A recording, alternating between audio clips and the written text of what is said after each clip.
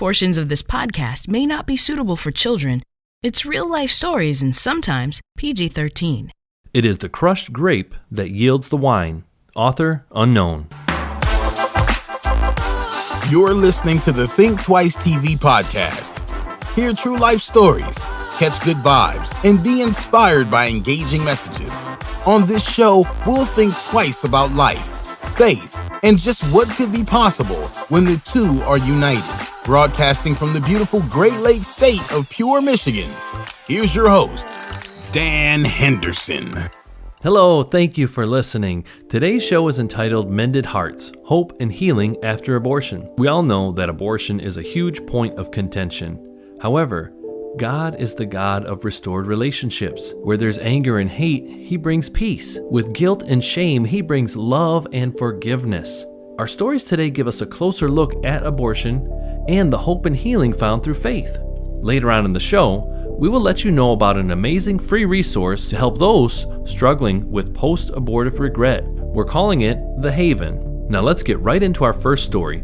It's from an amazing organization called CareNet. Find more resources from them at care-net.org.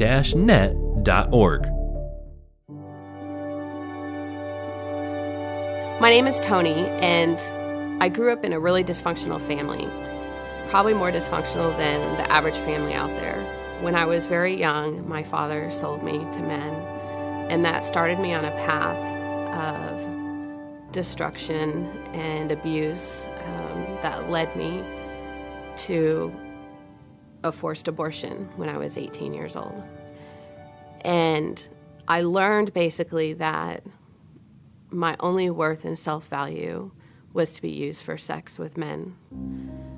I didn't understand that I had any other value than that. When I grew up and moved out and away and on my own, I moved in with a boy that I hardly knew, and I became pregnant right away. I'm very dysfunctional at this time in my life, but knowing that I wanted this child, I knew my boyfriend was going to say, "You're going to get an abortion." So I feared telling him, but I did, and that's what he did. He said, "Well, no problem. We'll take care of it. We'll get you an abortion." And I said, "Oh no, this is the one thing I'm going to stand up for. I could not stand up for myself my whole life, but I'm going to stand up for this child, and I'm not getting an abortion." And for the next couple of weeks, all I heard from him were things like, "No one is ever going to love you. Who is going to love a single mother with a child? You're going to get fat and ugly." And I heard these things and numerous other things over and over and over, day after day. It was hitting my every insecurity because, remember, my only value was in how I looked. To stop the emotional abuse and coercion, I agreed to go to a health clinic to talk about having an abortion and also what my other choices were. Really what I wanted was help. I wanted help keeping my baby, but I was at a breaking point where I couldn't take this abuse anymore. So I told him to make the appointment, and he took me to a women's health clinic. I walked in the door, and no one was talking to me. No one was asking me, "Why are you here?" I was called back to the back room by myself. I was with a nurse. She was just cold, didn't say a word, and I was not feeling good. She motioned for me to sit in a chair, very similar to a chair like this. I immediately told her, I said, "I am not here to have an abortion." And she still isn't talking to me. I got up out of my seat and I said, "I am out of here. I am leaving. I am not here to have an abortion." And she took her hands, she placed them on my shoulders, and she pushed me back down in the chair. She pulled a needle out of her pocket and she put it in my arm. And within a few seconds, I was out. I was unconscious. I woke up later to the nurse staring at me. practically was carried out of the abortion clinic, and extreme depression just set in from there. Because of the way I grew up and the things that have happened to me, I believe that was my fault. I believed that if only I would have been stronger with my no, that this wouldn't have happened to me. I faced those fears and I confronted them, and I received a tremendous healing process of grace and love, and I was adopted.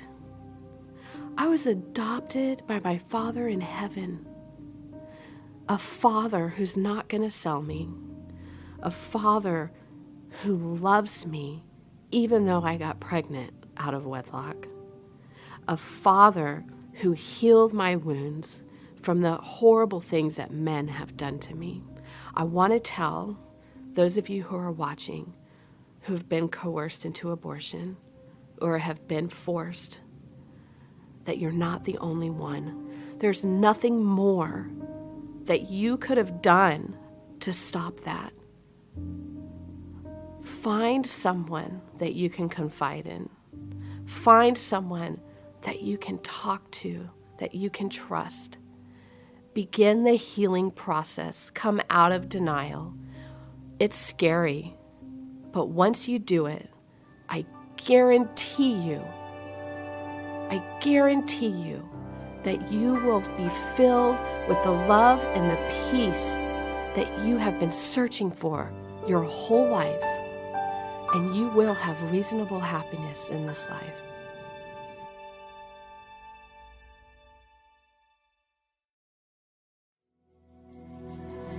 Share the experience of our incredible true life stories at thinktwicetv.com/our stories.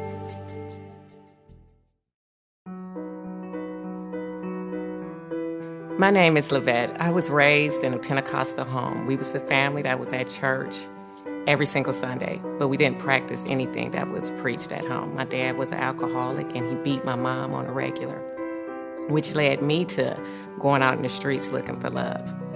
My first experience with an abortion clinic was at the age of 16, but I had an infection, so I could not get the abortion. I thank God every day because I have a beautiful 22-year-old son. 3 months later, I became pregnant again by a different guy, and I wasn't so lucky that time. My mom told me there's no way you having that baby, but I wanted to have that baby so bad. But she said no way. She took me to the abortion clinic, and I kept crying and kept crying. So the nurse brought me back out to my mom and said, "She keep crying, we can't do it." My mother gave me a look, and I knew what that look meant. So we went to the car, and she said, "Lavette, when you come back tomorrow, you better not cry." So I did just that. I cried in the parking lot, put my big girl pants on, and went back in the next day and had the abortion. The nurse said 2 things that rattled me. She told me, "She just keep moving." I knew then I had a daughter, and I felt like that was her last fight for life. A couple of months later, I got pregnant again by a different guy. But I knew the routine now. I said, hey, I'm gonna just have an abortion. Nobody in my family knew. I knew to cry in the parking lot and go inside and win your Oscar, don't cry at all. And I did just like that. And my whole life was going downhill from there. I became more promiscuous, drinking, drugs, and I even attempted suicide. And then my husband came into my life, and he loved me right where I was at. And he loved the Lord. So I said, that's what I'll do. I'll do religion. I could do that really good, so I'll just mimic his behavior. And I went to a pregnancy center and thought, I'll help all these women. But the saving was for me. I needed the saving. And I was asked the question, have you ever had an abortion? Usually I lie about that. But this particular time I said yes. And I didn't admit to just the one abortion. I admitted to both of them. And they sent me to abortion recovery program, which was amazing. I was hesitant and I was angry, but at the end I received God's healing and his grace. And I wish I could say I jumped right into ministry and started telling my story. No, it took me 4 years to even do any of that. And now I help other women deal with healing and tell my story to other people. Now, I still struggle. My 6-year-old asks me, while I'm getting all this stuff prepared for these programs, she said, Mommy, what happened to my brother and sister? Why are they in heaven? And I sat down and I told her, when Mommy was young, she did something really bad. She gave me a look like mommies don't do anything bad. And I said, I had your brother and sister in my tummy, and I didn't want them there anymore. So I went to the doctor. She looked at me. She said, what did the doctor do? And I thought, well, what words do I use? I say abortion. She won't know what that means. So I told her, he killed them. And tears rolled down her cheeks. And she said, Mom, I wish I'd have got a chance to meet him. And I said, I do too. I wish I could have kissed him and hugged him. And from a 6-year-old, she looked at me, she said, you can still kiss him. Well, how can I kiss him? She kissed her hands and looked up to the sky and said, that's how. And then she grabbed my face as gentle as she could and was like, but promise me something, Mommy. Promise me you would never do that again. And I promised her I wouldn't. So I say to parents, you know, if your kid comes to you and says she's pregnant, love her right where she's at.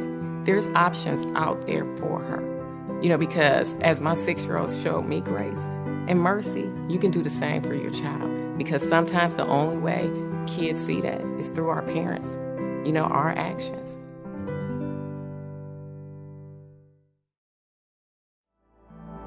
You're listening to the Think Twice TV podcast. Come see us at thinktwicetv.com.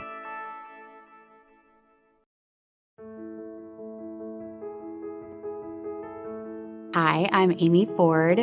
I grew up in church. I was the church girl that never got in trouble. I had a great family.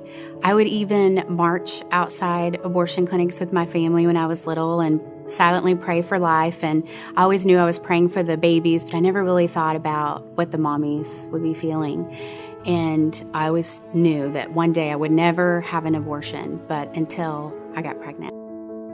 I had an unplanned pregnancy when I was 19 years old. And coming right out of high school, I was so scared and so worried. And me and the father of the baby, we just had convinced ourselves and believed the lies of the enemy that our life was over and that we were going to be homeless and that we would be on the side of the road and our parents were going to kick us out and they were going to hate us forever. And we just believed it enough to make the appointment to go to an abortion clinic. And we scheduled it, and they made the father of the baby wait out in the waiting room. We went in and they did the sonogram, and I had thought, well, there's a pill you can take if you're less than 6 weeks along that the baby just goes away, and I try not to think about where the baby goes to. And so when they did the sonogram, they said, well, you're a little too far along to do it that way. These are the methods that we do it. And they started explaining it to me, and I had been stuffing down all the emotions and really been in robot mode and just trying not to think about it and getting through it and just know that if I just get through this abortion, then I'll deal with the consequences of a broken heart later. But for now, I just need to get through it. So in that moment, when they did the sonogram and I saw the little fetus and baby on the screen, all the emotions just came up right then. And I just started bawling and crying so hard, and I was so scared, and I started actually hyperventilating, and I passed out in the abortion room. And when I came to, the nurses were standing over me, and I really believe that God gave me a sign and an angel of a nurse, because the lady she gave me a drink of water and said, you know what, you are too emotionally distraught to make a decision like this today. You can come back another day, but today is not your day. You're not getting an abortion. And so I walked back out into the waiting room, and I told the father, my baby, we're still pregnant. And so we just decided in that moment to just see what happens. And all those lies we had thought, that we had believed that the enemy had told us about our life being over, they were all just that. They were lies. Of course, our parents were disappointed, but it was not what we had thought it would be. They were supportive, and it took a little bit of time, but by the time the baby came, they were so happy. Our little boy is such a blessing, and he has blessed our lives. I can't imagine what my life would be without him.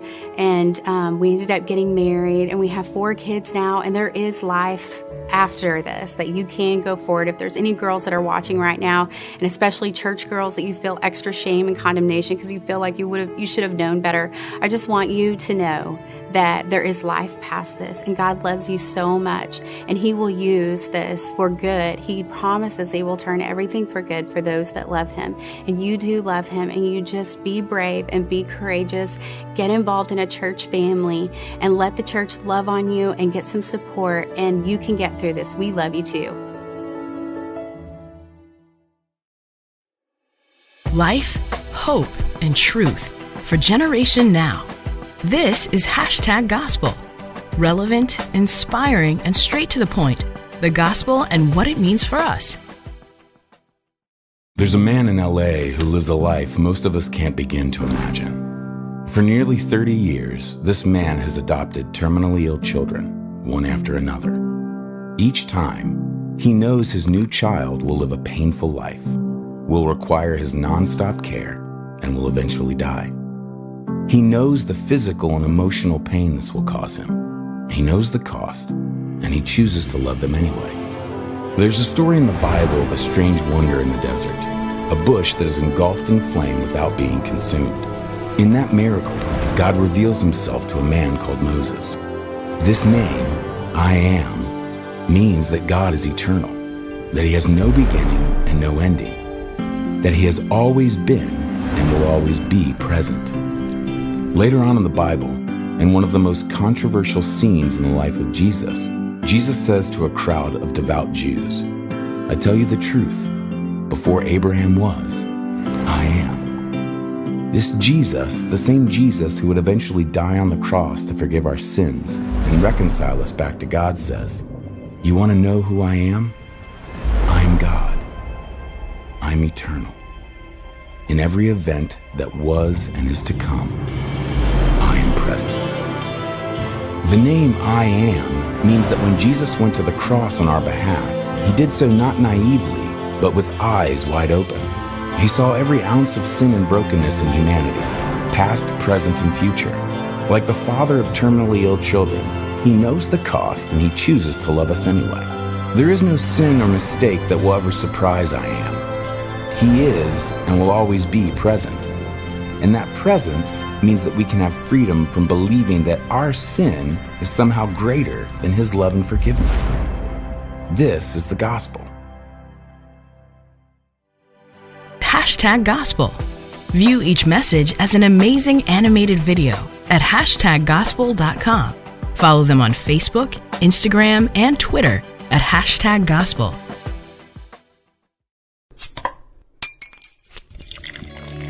It's time for a bottle of Bill's Wisdom, a short, single-serving message of wisdom from our friend, Pastor Bill Leach.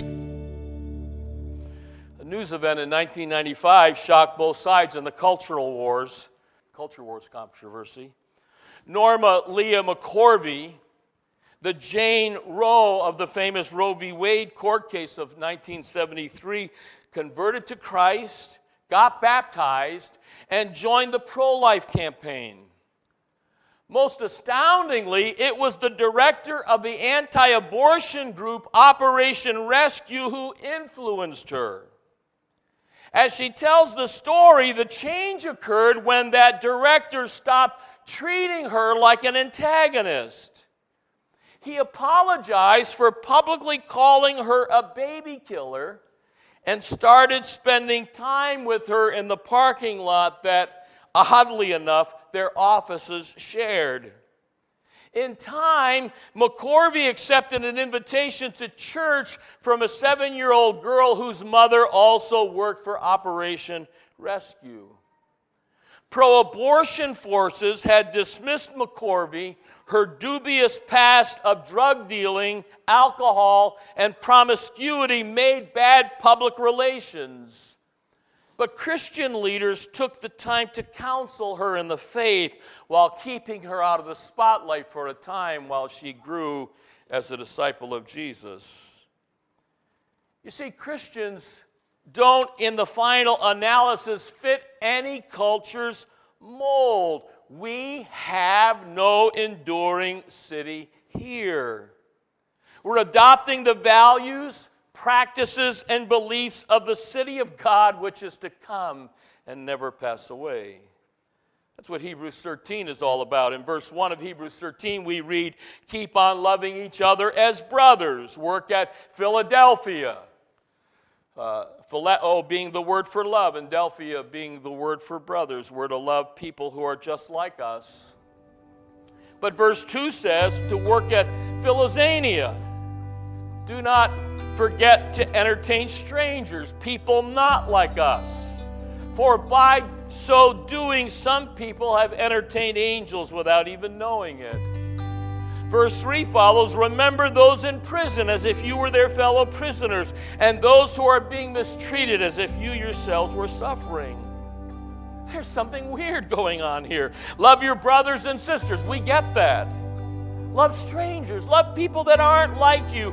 Care for prisoners and the oppressed. In short, love the city that will never love you back.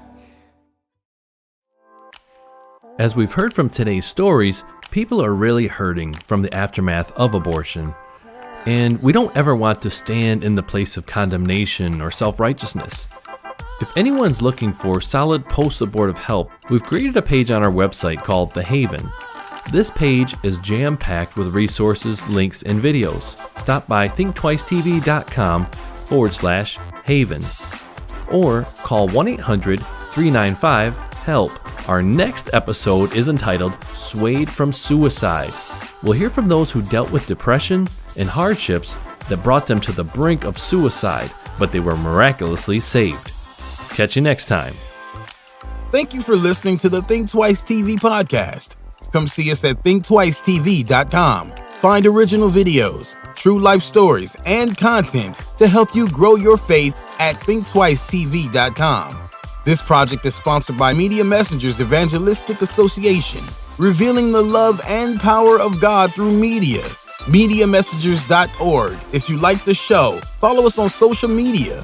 Find us on Facebook and Twitter at mmessengers, on Instagram at Media Messengers, or subscribe to our growing YouTube channel at youtube.com/Media Messengers.